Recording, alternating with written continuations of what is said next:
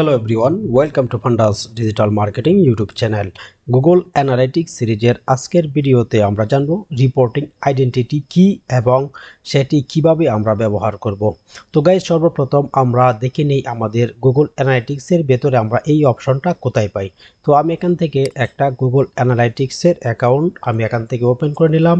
তো আমরা যখন Google Analytics এর আমরা ড্যাশবোর্ডে চলে আসব বা আমরা হোম পেজে চলে আসব, তো এখান থেকে আমরা যদি লেফট সাইডে আমরা অ্যাডমিন নামের যে অপশনটা দেখতে পাই, আমরা যদি এখান থেকে অ্যাডমিন নামের অপশনে ক্লিক করি, এরপর আমরা যদি একটু নিচে চলে আসি, তো নিচে আসার পর আমরা এই অপশনটা আমরা এখানে পেয়ে যাব। তো আমরা যদি এখান থেকে একটু নিচে আসি এবং নিচে আসার পর আমরা আমাদের একটা অপশন পেয়ে যাচ্ছি রিপোর্টিং আইডেন্টিটি। তো গাইস, এখন রিপোর্টিং আইডেন্টিটি যে অপশনটা এর উপরে যদি আমরা ক্লিক করি, তাহলে আমরা এখানে কিছু অপশন পেয়ে যাচ্ছি। তো এখানে একটা ডিফল্ট আমাদের যে অপশন যেটি হচ্ছে অবজার্ভ, এবং অবজার্ভটাকে আমরা যদি ড্রপ ডাউনে ক্লিক করে যদি ওপেন করি, এখানে আমরা ইউজার আইডি এবং ডিভাইস আইডি আমরা দেখতে পাচ্ছি। তো ইউজার আইডি এবং ডিভাইস আইডি বা রিপোর্টিং আইডেন্টিটি এই বিষয়টা যদি আমরা একটু ভালোভাবে বুঝতে চাই, তাহলে আমরা এখানে একটা এক্সাম্পল ব্যবহার করব। যেমন আজকে আমাদের ভিডিওর বিষয় হচ্ছে রিপোর্টিং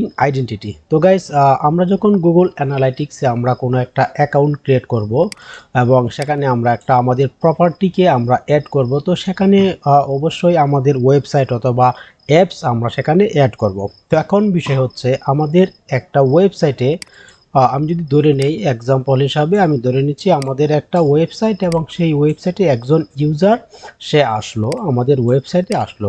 আমি ধরে নিলাম সেটা হচ্ছে আমাদের ওয়েবসাইট, সে আমাদের ওয়েবসাইটে আসলো। তো এখন বিষয় হচ্ছে আমরা এই যে ইউজারটা আমাদের ওয়েবসাইটে আসলো, সে কিন্তু মোবাইল ডিভাইস ব্যবহার করে আসতে পারে, সে মোবাইল ব্যবহার করে আসতে পারে, আবার সে কি করতে পারে, সে ল্যাপটপ ব্যবহার করে আসতে পারে, এবং সে ট্যাবলেট ব্যবহার করেও কিন্তু আমাদের ওয়েবসাইটে আসতে পারে। তো এখন বিষয় হলো একজন ইউজার যদি আমাদের ওয়েবসাইটে একবার সে, আমি ধরে নিচ্ছি সকালে সে আমাদের ওয়েবসাইটে মোবাইল ব্যবহার করে আসলো, এবং সে দুপুরে আমাদের ওয়েবসাইটে আসলো সে হচ্ছে ল্যাপটপ ব্যবহার করে, এবং সে রাত্রে আমাদের ওয়েবসাইটে আসলো ট্যাবলেট ব্যবহার করে।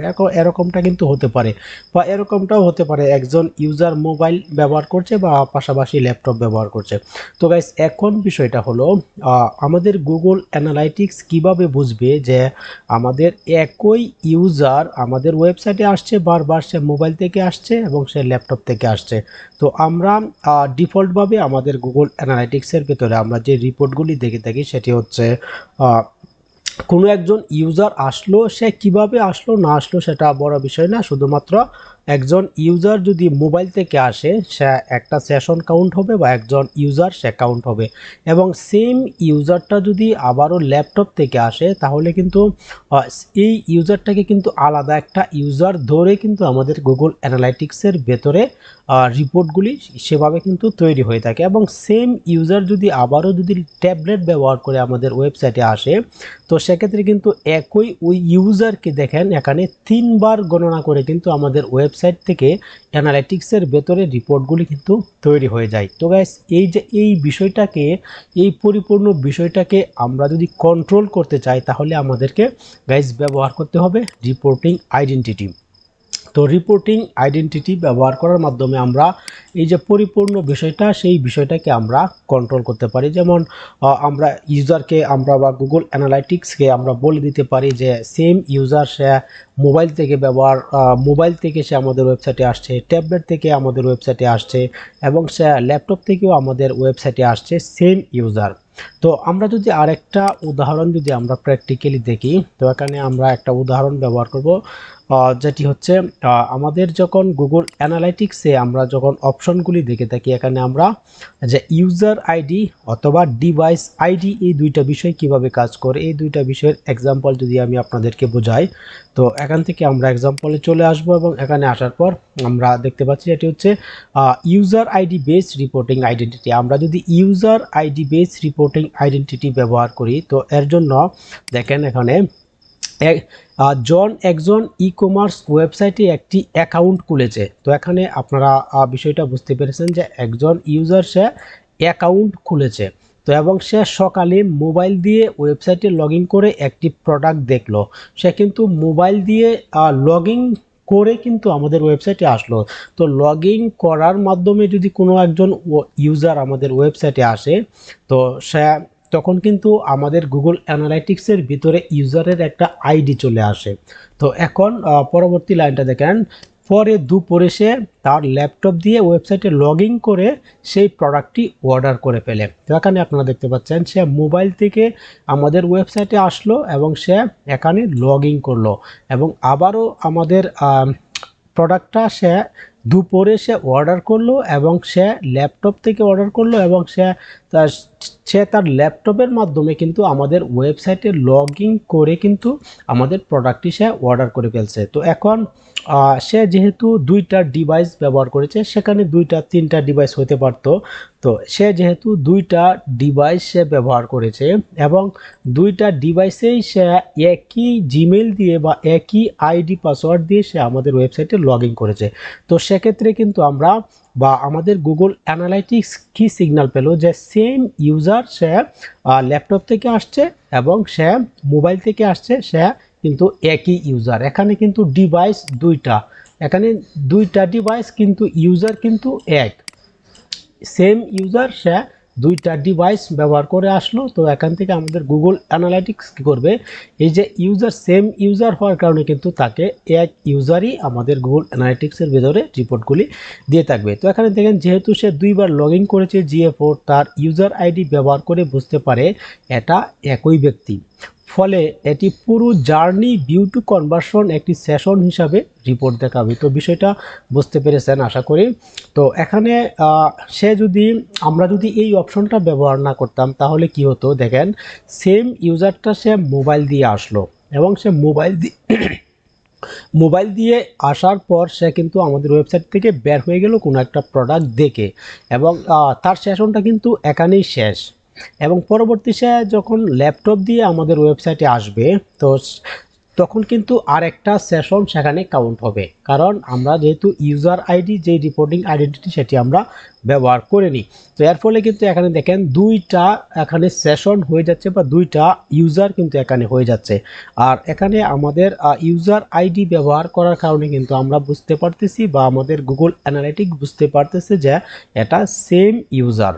তো আশা করি এই বিষয়টা আপনাদের ক্লিয়ার। তো এখানে এক্সাম্পল 2 নম্বর এক্সাম্পলটা যদি আমরা দেখি, যেটি হচ্ছে ডিভাইস বেসড রিপোর্টিং। তো ডিভাইস বেসড রিপোর্টিং সেটি কিভাবে কাজ করে, এর জন্য যদি আমরা একটা এক্সাম্পল আমরা দেখি, এখানে আমরা সাবিনা একজন ক্যাজুয়াল ভিজিটর, যিনি প্রথমে তার মোবাইল দিয়ে কোনো ক্রিস্টাল শপের ওয়েবসাইটে ঢুকে কিছু প্রোডাক্ট দেখে, পরে সে তার ল্যাপটপ দিয়ে সে ওয়েবসাইটে গিয়ে অর্ডার করে, কিন্তু সে কখনোই লগ ইন করেনি। তো বিষয়টা আপনারা বুঝতে পেরেছেন যে এই ইউজারটা আমাদের ওয়েবসাইটে আসলো এবং আমাদের ওয়েবসাইটে আসার পর সে কোনো লগ ইন করেনি বা তার কোনো আইডি পাসওয়ার্ড বা এখানে কিন্তু ওটিপি হতে পারতো বা এখানে তার শুধুমাত্র জিমেলটা দিয়ে লগ ইন করা বা তার একটা আইডি ব্যবহার করা বা তার মোবাইল নাম্বারটা সাবমিট করা, এরকম অনেক ধরনের অপশন কিন্তু এখানে থাকতে পারতো আমাদের ওয়েবসাইটে। তো সেখানে আমাদের ওয়েবসাইটে কিন্তু কোনো কিছুই নেই এবং সে ইউজারটা কোনো কিছুই ব্যবহার করেনি। এখানে দেখেন পরে সে তার ল্যাপটপ দিয়ে সেই ওয়েবসাইটে গিয়ে অর্ডার করে, কিন্তু সে কখনোই লগ ইন করেনি, জিমেল ইউজ করেনি। তো GA4 কিভাবে চিনবে তাকে? তো এখানে GA4 কিন্তু তাকে চিনতে পারবে না, কারণ এখানে হচ্ছে সে কিন্তু ইউজার আইডি কোনো কিছুই এখানে ব্যবহার করেনি। যেহেতু সে লগ ইন না এবং গুগল সিগন্যাল ও অ্যাক্টিভ না, তো GA4 শুধু ডিভাইস বেস কুকি ব্যবহার করে বুঝতে পারবে। তো এখানে আমাদের যে গুগল অ্যানালাইটিক্স অ্যাকাউন্ট, তো আমাদের ওয়েবসাইটে কোনো একজন অডিয়েন্স আসার পরই কিন্তু তার ব্রাউজারে আমাদের অ্যানালাইটিক্স থেকে একটা কুকি ড্রপ করে।